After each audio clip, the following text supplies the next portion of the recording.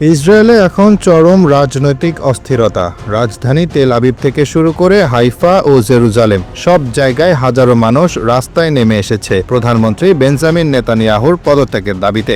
গাজার যুদ্ধ, ক্রমবর্ধমান প্রাণহানি এবং বন্দি মুক্তির আলোচনায় ব্যর্থতার কারণে জনরোষ বিস্ফোরিত হয়েছে। আর নয় যুদ্ধ, শান্তি চাই, নেতানিয়াহু পদত্যাগ করো, এমন স্লোগানে প্রকম্পিত হচ্ছে ইসরায়েলের রাস্তাঘাট। বিক্ষোভের কেন্দ্রবিন্দুতে রয়েছেন নিহতদের পরিবার ও বন্দীদের স্বজন। তাদের অভিযোগ, নেতানিয়াহু ইচ্ছাকৃতভাবে যুদ্ধ দীর্ঘায়িত করছেন যাতে ক্ষমতা আঁকড়ে রাখা যায়। এদিকে জনমত জরিপেও দেখা যাচ্ছে জনসংখ্যার বড় একটি অংশ মনে করে নেতানিয়াহু অক্টোবরে সংঘটিত হামলার দায় নিতে ব্যর্থ হয়েছেন এবং তাকে অবিলম্বে পদত্যাগ করতে হবে। গণমাধ্যমগুলো বলছে ৭২% বেশি ইসরায়েলি এখন নেতানিয়াহুর পদত্যাগ সমর্থন করছে। রাজনৈতিক মহলেও চাপ বাড়ছে। বিরোধী দলগুলোর সংসদ ভেঙে দেওয়ার চেষ্টা চালালেও এখনো সফল হয়নি। তবে নেতানিয়াহুর জোট সরকারের ভেতরেও অসন্তোষ দানা বাঁধছে। ইতিমধ্যে কয়েকজন জ্যেষ্ঠ মন্ত্রী পদত্যাগ করেছেন, যা সরকারের স্থায়িত্ব নিয়ে প্রশ্ন তুলেছে। বিশ্লেষকরা বলছেন নেতানিয়াহুর রাজনৈতিক ভিত্তি ক্রমেই দুর্বল হচ্ছে এবং ক্ষমতায় টিকে থাকার লড়াই আরো কঠিন হয়ে পড়ছে।